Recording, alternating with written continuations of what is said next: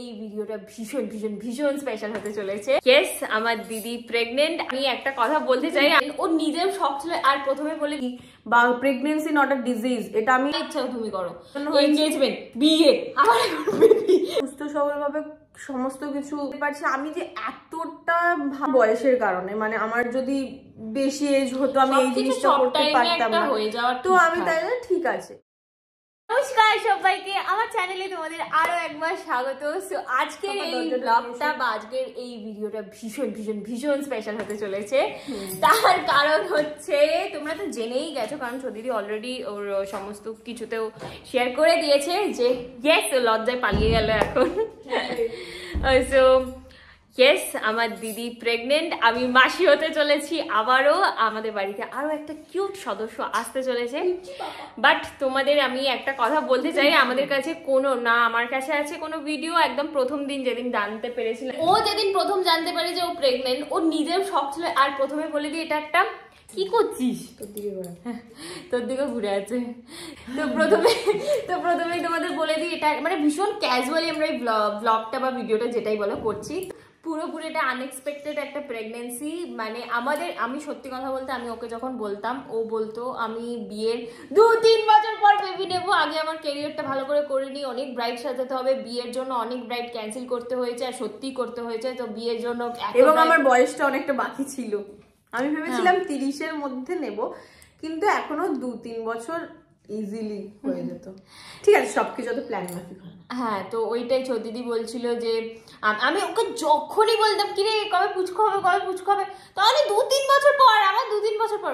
হঠাৎ করে ঠিক আছে, হঠাৎ করে একদিন ও কোনো যে সবাই রিয়াকশন ভিডিও করে, এই করে, ও কিচ্ছু করেনি না। ওর বরকে যখন দেখিয়েছে তখন করেছে, না আমাদের যখন বলেছে তখন করেছে। কেন বৃত্তান্ত আমি পরে বলবো। হ্যাঁ, কেন ওগুলো ওর চ্যানেলে বলবে। এখন আমি তোমাদের জাস্ট একটু ছোট করে বলে দিচ্ছি। যখন আমি জানতে পারি, আমার মা এসে আমাকে বলেছিল, ও বাড়িতে ছিল না, ওর শ্বশুর বাড়িতে ছিল, তো আমাকে এসে যখন মা বলে, আমি সত্যি তোমরা যেমন অবাক হয়ে যাচ্ছ, আমি ওরকম অবাক হয়ে যাচ্ছি যে ওই আমাকে বলতো যে আমি 2-3 বছরের আগে তো নয় মানে নয়।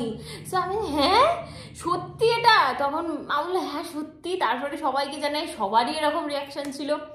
তো তারপরে মা বলে যে দেখ, যা হয় ভালোর জন্য হয়, অবশ্যই বেবি তো আসবে এবং বেবি খুব ভালোভাবে বড় হয়ে যাবে, মানুষ হয়ে যাবে সবার কাছে। কেন ভাই?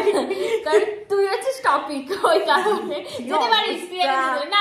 আমি তো তোকে নিয়েই বকছি না, ব্যাপারটা হচ্ছে ওই জন্য আমি না হইলো সত্যি। আর সত্যি কথা বলতে, আমাদের বাড়িতে এখন এতগুলো পরপর কাজ চলছে, কাজ মানে যেগুলো তোমরা আস্তে আস্তে জানতে পারবে। এখন আমি সবকিছু না জানাতে চাইছি না। আর সত্যি কথা বলতে, আমি ওকে বারণ করছিলাম যে জানাতে হবে না, কারণ আমি জানাতামও না। কিন্তু এমনই একটা জিনিস, সত্যি কথা বলতে কি, আমার প্রত্যেকটা ব্লগে তোমরা, কারণ আমার একটা এমন, আমাকে দেখে এখনো অবধি স্টিল নাও আমি যদি না বোঝাতাম কেউ বুঝতে পারতো না, এটুকু আমি জানি। খুব একটা মোটা সোটা হয়নি।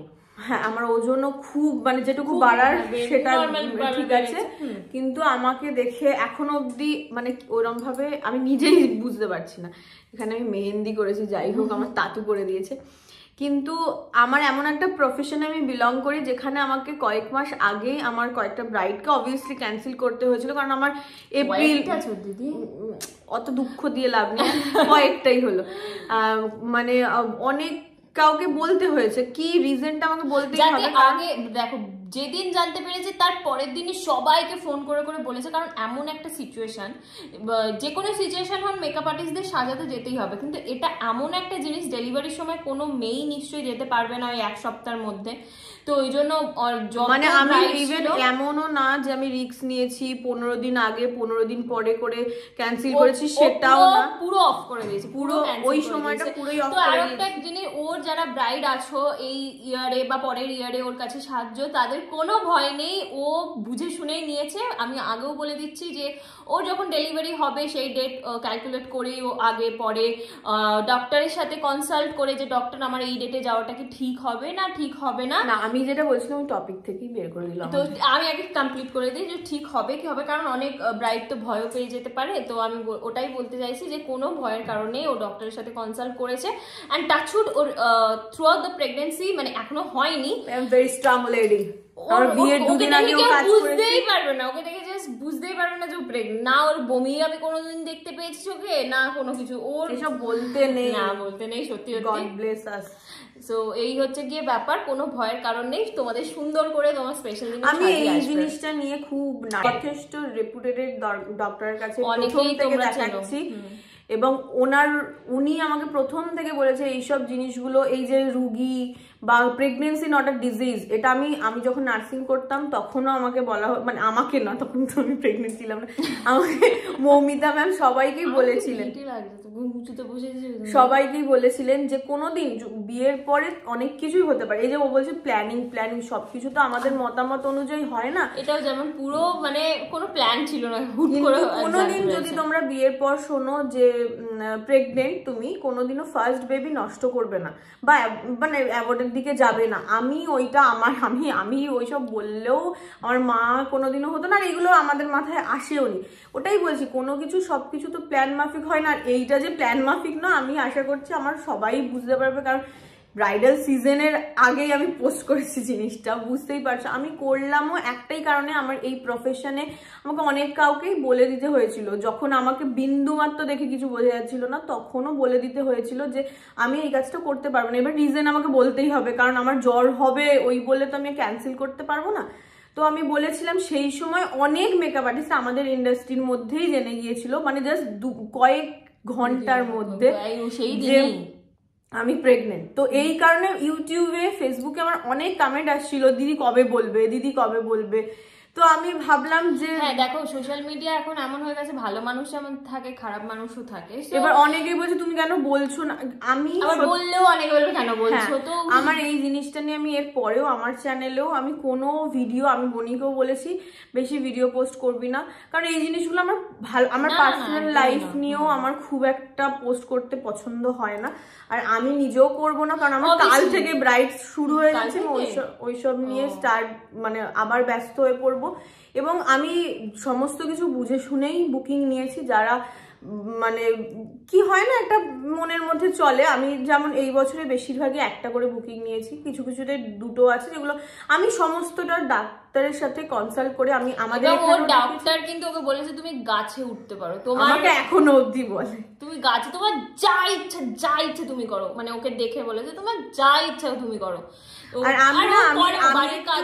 আমি একটু আমার মায়ের মতো সবকিছুতে সব মানে ভেঙে পড়ি না, আর আমাকে কেউ রুগী ভাবলেও আমার মাথা গরম হয়ে যায়, কেন জানি না।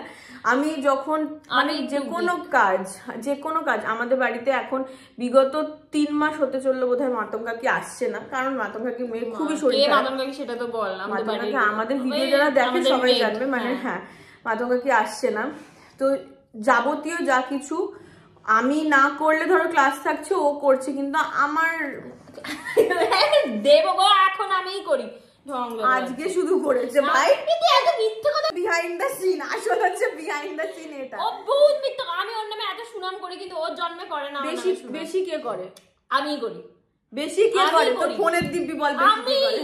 আমি তো বলছি আমি করি। ফোনের দিব্যি বেশি তুই করিস? যখন ও প্রেগন্যান্ট ছিল না তখন ও করতো, যখন থেকে জানতে পারা গেছে যে ও প্রেগন্যান্ট তখন থেকে আমি বেশি কাজ করি। আমি এটা তুই মাকেও বল, যাকেও বল, এইটা নিচে আমার দিদি আর আমার বর কমেন্ট করবে, ওরা তো ভুলভালে কমেন্ট করে যা। আমি রোজ ব্লগ করবো, আমি ঝাড় দিই, মুছি, সব করি, পুজো দিই, সব করি। যাই হোক, এইসব কথা বলে আমার ঝগড়া চলে যাবে। আমি শুধু চাই আমার পুষ্কুটা তাড়াতাড়ি আসুক। ও তো কাজবাজ করবে, ও অত কি বলবো দেখতে পারবে কি পারবে না জানি না, কিন্তু আমি আর মা আমার এই প্রফেশনটা আমি বাচ্চার মতো করে মানুষ করেছি। সত্যি কথা, আমি যখন বিয়ের সময় আমার কিছুটা ডেট পেছানোর কথা ছিল, জানুয়ারি মাসে হওয়ার কথা ছিল, সেটা আমাদের ডিসেম্বরে হয়েছিল, শাগনিকের অত কিছু হয়েছিল, মানে ওই সময়টা আমি পুরো ঘেটেছিলাম যে কি হবে আমি নিজেও জানতাম না। তখনও যখন আমাকে ক্যান্সেল করতে হয়েছিল, আমার ব্রাইডরা ভালোভাবে বুঝেছিল, এটা প্রত্যেকটা ব্রাইড এখনো বুঝছে, হ্যাঁ এখনো বুঝছে এবং তখনও বুঝেছিল যে কেন ক্যান্সেল করেছিলাম। এবং আমি কোনোদিন রিস্ক নিই না, আমি যখন ওরা সবাই মেকআপ আর্টিস্ট পেয়ে যাবে তখন আমি ক্যান্সেল করি, যাতে মানে এই সিচুয়েশন গুলো তো আমার হাতে না। আমি বুকিংই নিই না, এক হচ্ছে বুকিংই নিই না, নয়তো যে কটা আমার হাতে ছিল না যে কটা আমি নিয়ে ফেলেছিলাম বিয়ের সময়ের কথা বলছি। আসলে সত্যি কথা বলতে সেগুলো আমাকে যেই জায়গাটা এখনো এসছে, এখনো অনেক দূর যাওয়া বাকি আছে, এখনো অনেক, এবং আমাকে যেগুলো আমার ইচ্ছাকৃত বা অনিচ্ছাকৃত ক্যান্সেল করতে হয়েছিল। আমি রীতিমতোই ঘরে বসে বসে কেঁদেছিলাম যে আমার বিয়ের জন্য আমাকে ক্যান্সেল করতে হচ্ছে, কারণ মা লগ্ন ছাড়া সব মেয়েদেরই মাদের একটা ইয়ে থাকে, লগ্নই বিয়ে দেবে, অনেক কিছু ব্যাপার থাকে, যারা এই প্রফেশনে বা যাদের বিয়ে হচ্ছে তারা এইসব জিনিসগুলো বুঝবে। তো ওই সময় কেঁদেছিলাম যে আমি কেন করছি, কারণ এই প্রফেশনটাকে আমি বাচ্চার মতো করে মানুষ, আজকে ইভেন আমি ক্লাস করিয়ে মানে কিছুক্ষণ আগে বসেছি, তো এই প্রফেশনটাকে আমি কোনোদিনও যেতে দেবো না। সে যা কিছু হয়ে যাক না কেন, যে আমাকে যা কিছু বলে দিক না কেন, তার সঙ্গেও সমস্ত দিকটা ম্যানেজ করার চেষ্টা করি, সমস্ত। আর মা এটাও বললো, দেখ এখন আমি করতে পারবো, তো এখনই ভালো হয়েছে চলে আসছে, যেই আসছে বিশ্বাসই করতে আমার এখনো মনে হচ্ছে আমার দিদির কোনো এই যে স্টুডিওটা আছে, এই স্টুডিওটা রেনোভেট হলো, তারপরে আরো আমার বাবার একটা কাজ হচ্ছে, সেটা দেখতে পেয়েছো তোমরা, মানে পরপর এত কিছু হচ্ছে না, আমি এখনই বুঝতে পারছি না এত কিছু হয়ে যেতে পারে আমার সাথে, আমি নিজেও কল্পনা করিনি। আমি কিন্তু যা হয়েছে ভালোর জন্য, এনগেজমেন্ট, বিয়ে, আমার মানে যা হয়েছে ভালো, যা হচ্ছে, যে আসছে সে সুস্থ সবল আসুক, আমাদের কাছে আসুক, তারপরে তো আমি আরো মানুষ করে দেবো। আমিও আর যাই হোক, ও এতগুলো ক্যান্সেল করেছে, এরপর ও যখন চলে আসবে তখন ফুল দমে কাজ করবে, তখন তো ও সারাদিন কাজেই থাকবে, আর মেবি এখানে থাকবেও না, সেটা তোমরা পরে জানতে পারবে। মাকে ছাড়া আমি অবভিয়াসলি চলতে পারবো না, সমস্ত দিকটা আস্তে আস্তে দেখি কি হয়। আমি এখন কিছু প্ল্যানিং করা ছেড়ে দিয়েছি। বর কেমন রিঅ্যাকশন দিয়েছিল ঠিক দেখছো তো? না না না, কালার চেঞ্জ হবে। ওরা তো খুশির থেকেও না প্রচন্ড শকড হয়ে গেছিল। মানে দেখো আমি একটা কথা বলবো, আমি শকড হয়েছিলাম প্রথমটা, ঠিক আছে সেটা, কিন্তু আমি যে এতটা সুস্থ সবল ভাবে সমস্ত কিছু মানে বলতে পারছি, করতে পারছি, আমি যে এতটা স্মুথলি বলতে নেই এখনো অব্দি আছি আমার গপুদের কৃপায়, সেটাও আমার মনে হয় আমার বয়সের কারণে। মানে আমার যদি বেশি এজ হতো আমি এই জিনিসটা করতে পারতাম না, তো আমি তাই ঠিক আছে যা হচ্ছে, হ্যাঁ ঠিক আছে হয়ে যেতে দাও। বিয়ে দেখো, যারা আর্লি বিয়ে করে তারাও কি ভালো থাকে না, বা যারা আর্লি প্রেগন্যান্সি মানে প্রেগন্যান্ট হয়ে যায় তারাও কি ভালো থাকে না? নিজেকে মেইনটেইন করতে হবে, সবথেকে বড় হচ্ছে অনেকে বেবি নিয়েও অনেক কাজ করে, সাপোর্ট। হ্যাঁ ওইটা মা তো করবেই, কিন্তু সবথেকে বড় হচ্ছে অনেকে বলে তুমি এখন যাতায়াত ছেড়ে দিয়েছো কেন, দাদার কাছে থাকতে পারো। আমি বলতাম না কিছু, কারণ সময় কথা বলবে। আমি এদিক ওদিক যাওয়াটা এখন একটু স্টপ করে দিয়েছিলাম, পুজোতেও ওদের সঙ্গে কলকাতা যাওয়া বা কিছু, আমি এগুলো বন্ধ করে দিয়েছিলাম, কারণ কাজে আমাকে বেরোতেই হবে। তো যতদিন পারবো আমি একটু রেস্ট নিয়ে নিই, দেন এদিক ওদিক যাওয়াটা। আর আমাদের চ্যাম্প বেবি, ও একদম ফুল সাপোর্টিভ। সত্যি এখন আমি এইসব বলিস না, আমি বারবার বলছি এইসব বলিস না, কিন্তু আমি সত্যি কথা বলতে কি ডক্টরের কাছে গেলে না আমার মনে হয় ভালো হয়ে যাচ্ছে, কারণ ওই সিচুয়েশন গুলো আজকালকার মেয়েরা সবাই বোঝে, তো আমি এখন খুব। আর ডক্টরের কি নাম বা কোনো কিছু ও সমস্ত কিছু ওর চ্যানেলে বলে দেবে, বা অনেকেই তোমরা আমি বলবো বলে আর কিছু বলতে ভুলে যাই। হসপিটাল বা আমরা এখনো কিছু তেমন ভাবিনি, ওই জাস্ট একটা আইডিয়া। কিন্তু আমি সব সময় ছিলাম যে আমি ডক্টর যাকে দেখাবো সেই জন্য দেখাচ্ছি। প্রথমে মানে আমি আমাদের এখানেও দেখিয়েছিলাম, ওখানে মানে আমার বোনই খুঁজে দিয়েছিল ডক্টর, কিছু এইসব আইডিয়াই নেই। তাহলে কি আমার আইডিয়া থাকবো নাকি, লোকে কি বলবে? আর ও তাও এগুলো দেখে, বাট আমি সত্যি কথা ওই সাজগোজ এসব নিয়ে। আমি তোমাদের একটা কথা বলি, আমি বিয়ের ব্লগ, লোকে যখন বিয়ে করে তখন আমি বিয়ের ব্লগ প্রচন্ড দেখি, সে যারই বিয়ে হোক না কেন আমি দেখছি। আর হচ্ছে তোমার কোনো প্রেগনেন্ট কেউ হয়েছে সেই ব্লগ আমি খুব দেখি, ও তখন বলে কি রে তুই তো প্রেগন্যান্সি ব্লগ দিচ্ছিস কেন? আমি প্রেগনেন্ট হয়েছি শুধুমাত্র আমার বাড়ির লোক আর আমার মানে ওই পূজাদিরা মানে যারা আমার কাছে থাকে তাদরা এতবার বলেছে কানের কাছে, এতবার বলেছে মানে আমার এই প্রেগন্যান্সি ভিডিও বা এই যে মোমেন্ট, একটা ছোট্ট বেবি আসে, আমার যে কি খুশি হই। আমি সবার ব্লগ দেখি, মানে বার্থ ব্লগ বলো, এই ব্লগ আমি প্রচন্ড খুশি হই, আমি সবাইকে কমেন্টও করি। আমি জানি না কেন আমি কি খুশি পাই এই জিনিসগুলোতে, তো আমি সবাইকে কমেন্টও করি। তুই এবার তাড়াতাড়ি বিয়ে কর। হ্যাঁ ওটা একটা চাপের ব্যাপার। যাই হোক, বলে দিচ্ছি ডক্টর দিব্যেন্দু অধিকারীর কাছে আমি যখনই কথা বলছিলাম, ওইসব কিচ্ছু ভাববে না, তুমি গাছে উঠতে পারবে, যারা কাজ করে বা কোনো একটা জব করে তারা কি 1 বছর ধরে কাজ ছেড়ে দেয় এইরকম, মানে উনি আমাকে প্রথম থেকে বলেছিলেন সব করতে পারবে, এবং যেই মানে একটা ডেট বলে দিয়েছিল এইটা অবধি নেবে, তারপরে নিও না। আমি ওনার কথা পুরোপুরি শুনছি এবং বেশি ওষুধও নেই, ওর থেকে ওষুধ বেশি আমি খাই, কেটে গেছে পায়ে প্রায় 10 খানা ওষুধ খায়। আমি কেন খাই?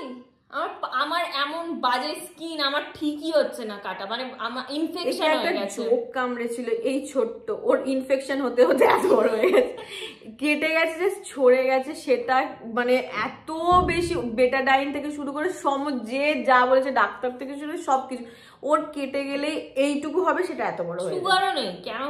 একবার সুগারও টেস্ট করে নিয়েছে, কিছুই নেই, তাও এরকম আমার হয়। কোনো কিছু কেটে বেটে গেলে সারতেই যায় না, ইনফেকশন হবেই হবে। তো এখনো পাই আমার ইনফেকশনই হয়ে আছে, ওষুধ খাচ্ছি, ওষুধ দিচ্ছি, তাও কোনো কাজ হচ্ছে না। এবার জানি না কবে ঠিক হবে। চলো টাটা।